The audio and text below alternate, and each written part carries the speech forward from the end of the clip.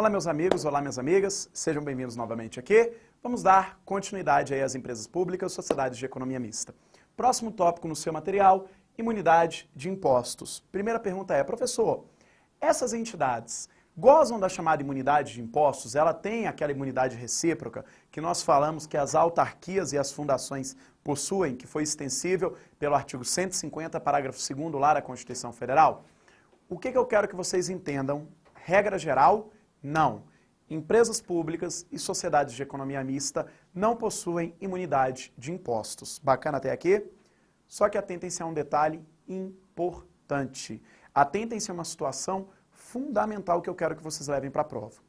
O STF, em um julgado, afirmou que a empresa pública ou a sociedade de economia mista, prestadora de serviço público exclusivo do Estado, regime de monopólio estatal. Então, olha lá, a empresa pública ou a sociedade de economia mista, prestadora de serviço público exclusivo do Estado, regime de monopólio estatal, possui imunidade de impostos sobre os bens, serviços e a sua renda. Então, sobre sua renda, bens e serviços vinculados às suas finalidades ou que delas decorram. Então, pessoal, se ela for uma empresa pública, uma sociedade de economia mista, que presta serviço público exclusivo, professor, o que é um serviço público exclusivo? É aquele que o Estado tem um monopólio. Exemplo, empresa de Correios e Telégrafos. O Estado tem um monopólio de entrega de cartas no território nacional. Ela é uma empresa pública prestadora de um serviço exclusivo do Estado. Ela possui imunidade de impostos, porque o Estado presta sozinho aquela atividade, regime de monopólio estatal. Bacana até aqui, meus amigos e amigas do coração. Muito bem, finalizamos o tópico imunidade de impostos. Só uma dica importante para a gente passar agora as diferenças. Veja que quanto ao regime de pessoal que nós falamos no passado, falamos assim, os empregados dessas entidades são sujeitos ao regime seletista. Agora, cuidado com uma coisa, não leve isso aos diretores dessas entidades. Os diretores não são vinculados por regime seletista. Os diretores, eles ocupam cargo em comissão. Bacana até aqui, pessoal. Então, eles não são vinculados ao regime seletista. Quem é vinculado ao regime seletista são aqueles que trabalham nas entidades. Muito bem, pessoal. Próximo tópico eu quero que você lembre assim, ó. Empresa pública. Qual é a formação do capital dela? A totalidade do seu capital.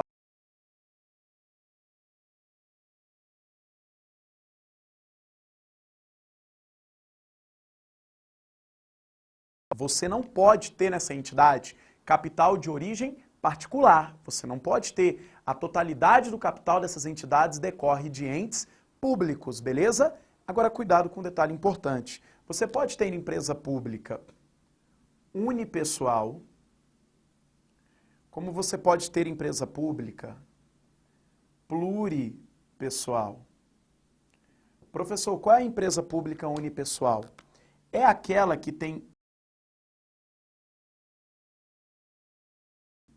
ente criador. Exemplo, empresa de Correios e Telégrafos, mais de um ente criador. Exemplo, professor, exemplo para a gente levar. Você pode colocar aí, por exemplo, aqui no Distrito Federal, a TerraCap, no qual é distinta parte da União, parte do Distrito Federal. Mesmo assim, ela é uma empresa privada, então obrigatoriamente você tem que ter essa composição. Parte público, parte privado. No entanto, a maior parte do seu capital votante, no mínimo 50% mais uma das ações ordinárias devem pertencer ao Estado. Então entenda comigo um detalhe importante. Sociedade de economia mista tem parte público, mais parte o que, pessoal? Privado. Todavia, o Estado, o poder público, deve ser detentor de, no mínimo, de quanto, pessoal? 50% mais uma ação ordinária. Ações ordinárias são aquelas ações que dão direito a voto dentro dessa entidade. O Estado tem que ter o poder de comandar. Se ele tem 50% mais uma ação ordinária, ele tem a maioria. Então ele tem o poder de voto, tem o poder de comando dentro dessa entidade. Cuidado. Eu não estou te falando que ele tem que ter a maior parte de todas as ações. Porque, por exemplo, existem ações preferenciais. O Estado não necessariamente precisa ser detentor da maior parte das ações preferenciais, aquelas que dão aí preferência nos dividendos da empresa. O Estado precisa ter a maior parte das ações votante, o capital votante dessa entidade. Muito bem, professor. Primeira diferença entre elas, já falamos. Vamos agora adentrar a segunda diferença. Forma jurídica. Professor, qual é a forma jurídica de uma empresa pública? Empresas públicas podem possuir qualquer formação admitida no direito. Então, olha lá, empresas públicas podem possuir qualquer formação admitida no direito. Limitada, SA, desde que seja uma SA de capital fechado, uma sociedade anônima de capital fechado. Qualquer uma das formas SAs, bacana até aqui, serão sempre compostas na forma de sociedade anônima, enquanto empresa pública pode possuir qualquer formação admitida no direito. Próximo, foro. Terceira diferença e última diferença.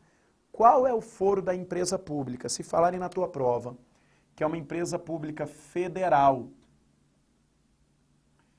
o artigo 109 da Constituição, inciso 1, fala que as autarquias e as empresas públicas federais terão foro na justiça, o quê, pessoal? Justiça federal. Ressalvadas aquelas exceções previstas na própria Constituição. Falência, as causas sujeitas à justiça eleitoral, acidente do trabalho e as causas da justiça do trabalho. Excluídas essas exceções, se falar na tua prova que é uma empresa pública federal, qual é o foro dela? Justiça federal. Agora lembra, tem que ser empresa pública federal, não pode ser estadual, distrital ou municipal. Perfeito? Agora, professor, e se for sociedade de economia mista? Entenda comigo. Sociedade de economia mista, ela tanto pode ser federal, quanto ela pode ser uma sociedade de economia mista estadual, quanto ela pode ser uma sociedade de economia mista distrital ou municipal. Tanto faz. Todas elas terão foro na Justiça Federal. Oh, desculpa, pessoal. Todas elas, retifica aí, pelo amor de Deus. Todas elas terão foro na Justiça Estadual. O professor viajou aqui. Sociedade de economia mista não tem foro na Justiça Federal. Seja ela federal, estadual, distrital ou municipal, todas terão foro na Justiça Estadual. Diferente da empresa pública federal que tem foro na Justiça Federal. Bacana até aqui, pessoal. Finalizamos empresas públicas, finalizamos sociedades de economia mista. Vamos falar das nossas últimas entidades aqui. Eu não queria, eu vou até retificar aqui, que você colocasse letra D, agências, para não parecer que é uma nova entidade.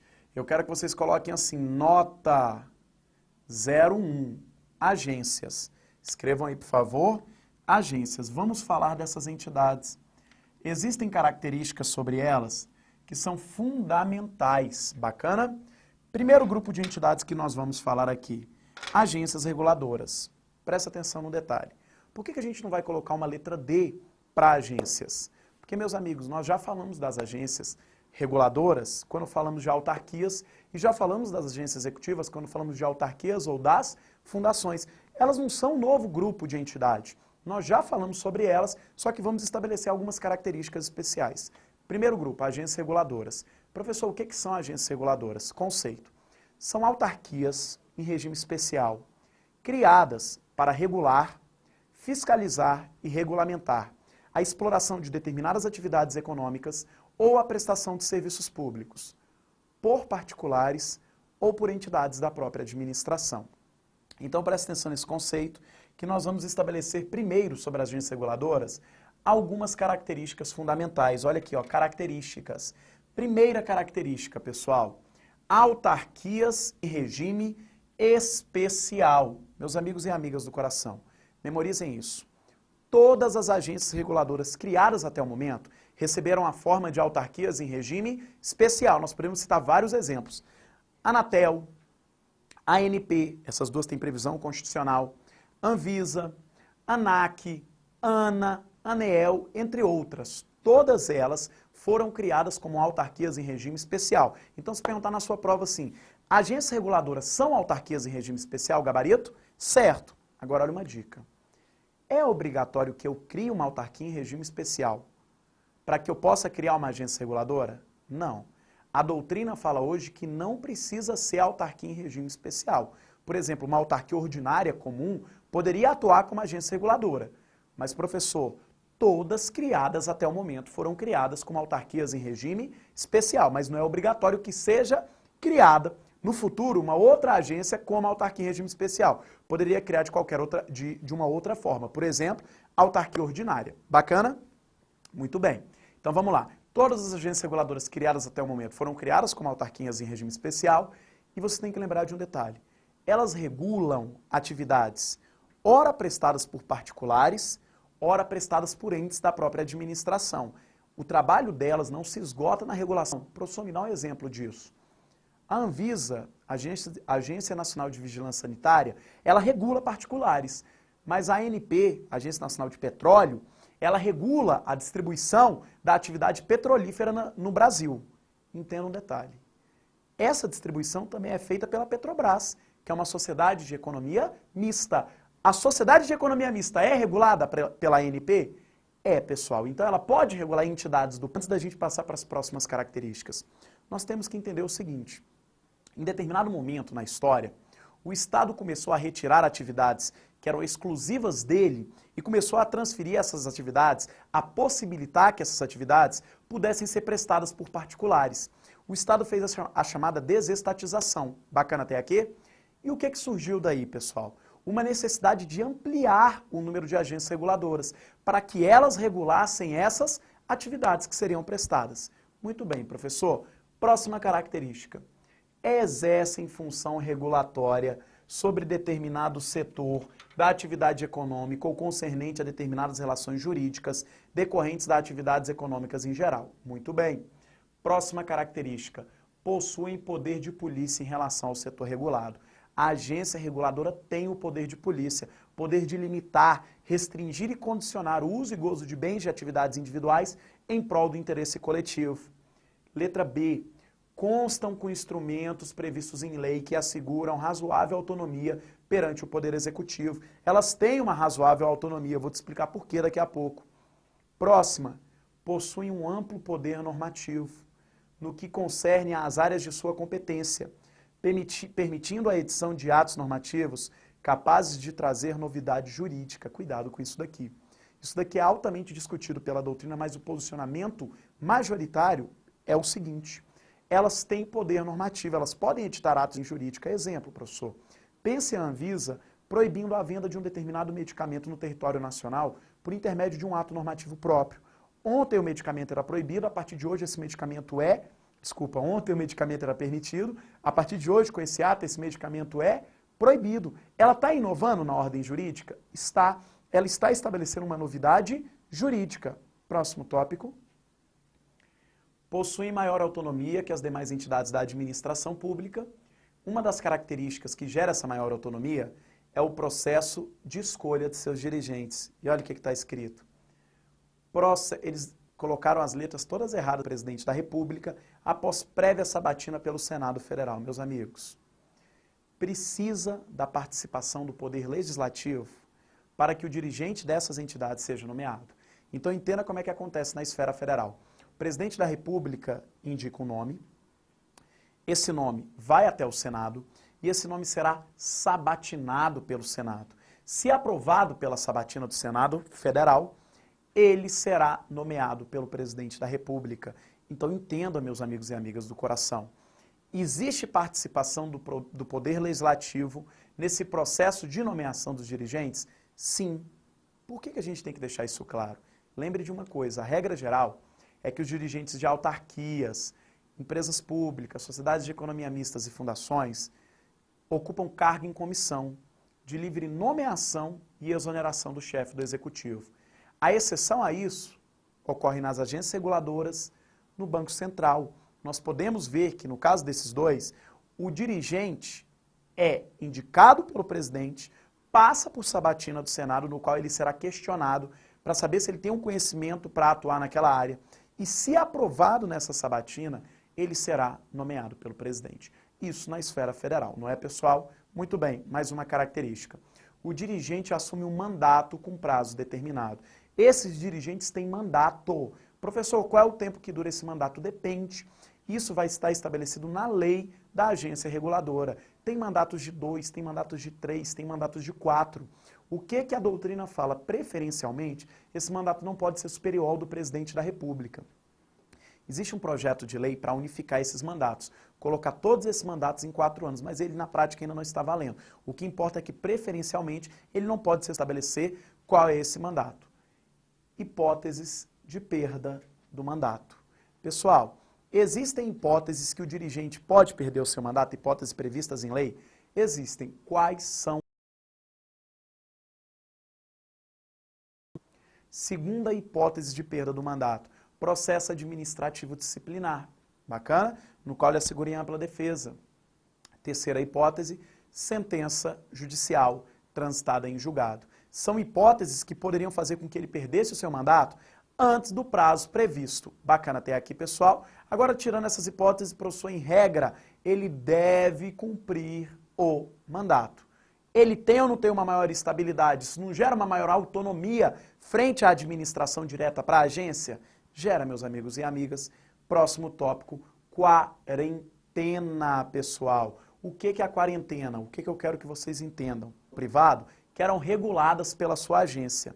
Essa é a quarentena. Ele fica impedido de realizar a atuação profissional nessas entidades. Então ele precisa passar um período depois de findado ali o seu mandato para que ele possa exercer atividade nessas entidades. Regra geral, qual é o prazo de quarentena? 4 meses, mas olha um detalhe, 4 meses remunerados. Nesses 4 meses, ele não perde o vínculo com a entidade, então ele recebe remuneração? Recebe. Existem alguns casos que a lei pode até estabelecer, e que existe hoje na prática, prazo de 12 meses, mas a regra geral é que esse mandato dura quanto tempo? 4 meses. E olha uma dica importante que está na Lei Geral das Agências. Ela fala assim, meus amigos e amigas do coração.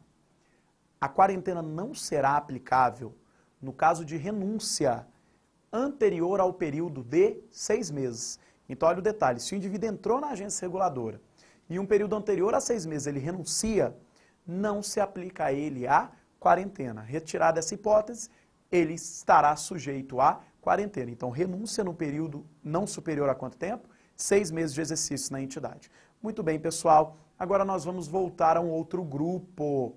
Vamos voltar... Opa, peraí. Vamos voltar a um outro grupo. Qual é o nosso outro grupo? Agências executivas. Falei rapidamente das características mais importantes das reguladoras, agora vamos para as executivas. Professor, o que são agências executivas? São autarquias ou fundações que sofrem um processo de qualificação e temporariamente são reconhecidas como agências executivas. Então, o que eu quero que você vislumbre para o seu concurso? Eu quero que você pense assim, ó. Existem algumas autarquias ou fundações que são criadas pelo Estado e elas não estão atingindo as finalidades que o Estado queria para essas entidades. O que o Estado decide fazer em relação a essas entidades? Ele qualifica essas entidades, injeta maiores recursos, ela tem uma maior autonomia financeira e, consequentemente, ela começa a prestar melhor as suas atividades. Então, você tem uma ampliação da autonomia financeira dessas entidades. O que eu preciso que vocês levem para a prova? Com essa ampliação financeira, ela desempenha uma melhor atividade e, consequentemente, atinge os fins que o Estado queria para essa entidade. Eu te dou um grande exemplo de agência executiva, que foi a agência executiva por muito tempo, o Inmetro, pessoal. Melhorou a prestação de suas atividades, ele foi qualificado e com essa qualificação ele melhorou a prestação de suas atividades. Vamos aqui para as características de cada uma delas. Professor, já vi muito doutrinador criticando a agência executiva, porque tem muita gente que fala que é parabenizar o fracasso. A entidade já está indo mal, você ainda vai injetar mais dinheiro para que ela melhore? Pessoal, mas dá certo. essa qualificação na prática surte efeitos. Vamos lá então, primeira característica. Autarquias ou fundações públicas. Veja que aqui é diferente das reguladoras. Reguladora eu te disse que são autarquias. Até o exato momento todas foram autarquias em regime especial. Agora executivas tanto podem ser autarquias como fundações públicas. Segundo tópico. Requisitos necessários para a qualificação. Marque um asterisco que isso vai cair na sua prova. Isso daqui é muito cobrado. Primeiro requisito.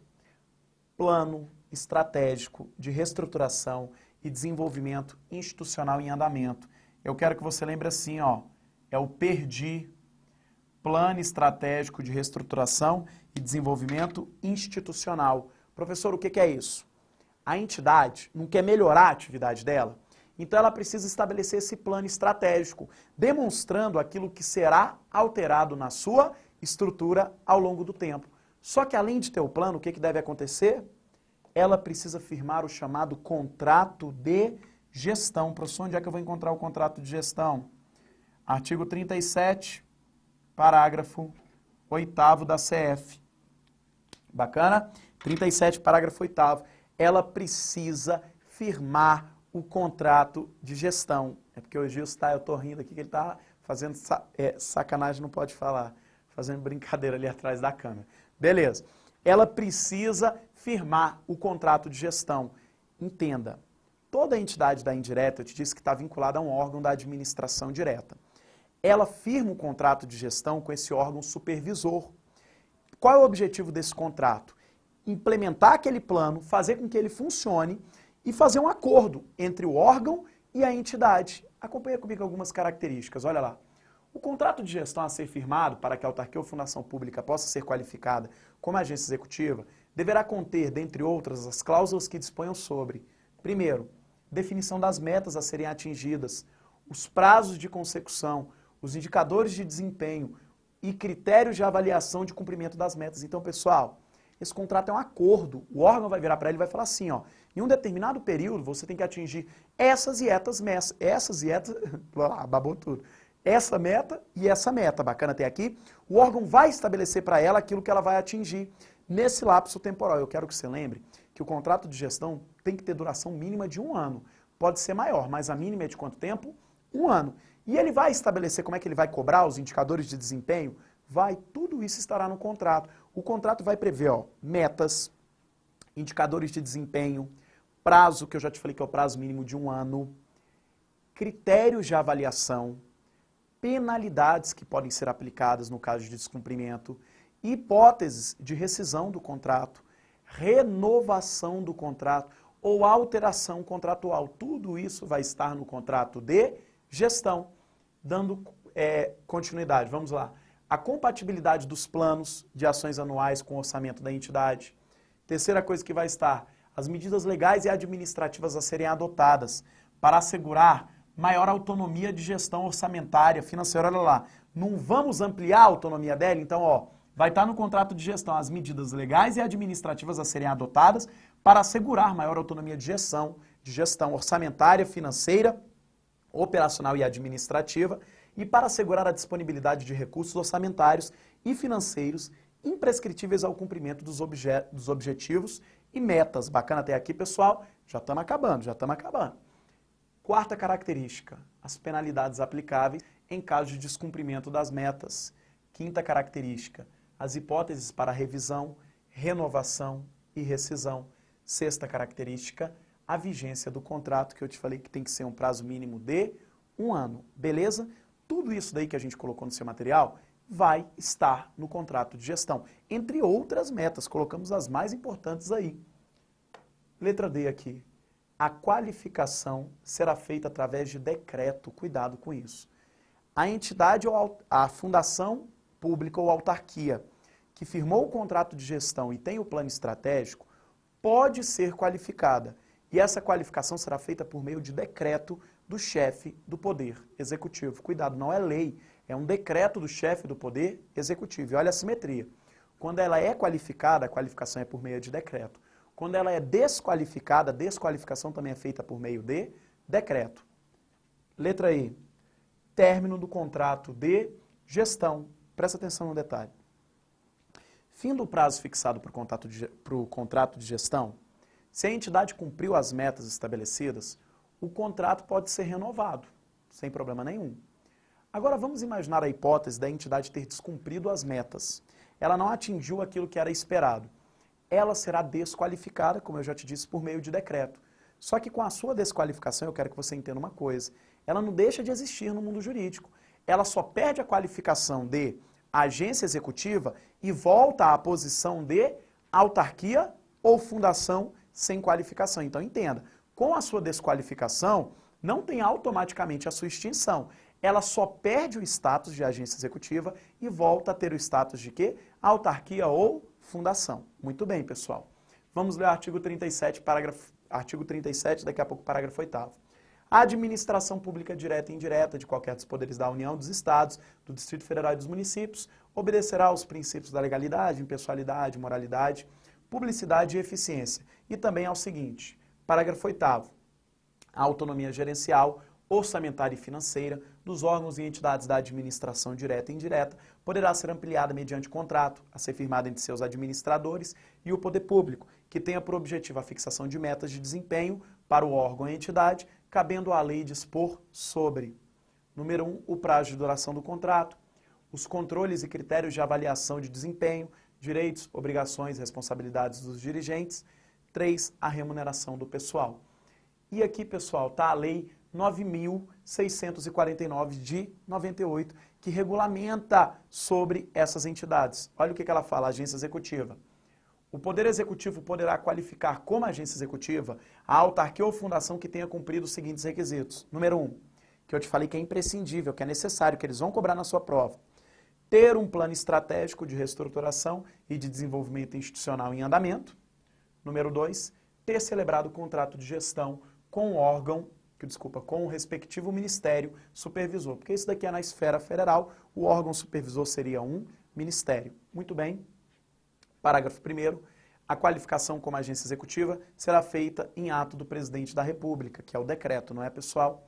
Parágrafo 2º, o Poder Executivo editará medidas de organização administrativa específicas para as agências executivas, visando assegurar sua autonomia de gestão, bem como a disponibilidade de recursos orçamentários e financeiros para o cumprimento dos objetivos e metas definidos nos contratos de gestão.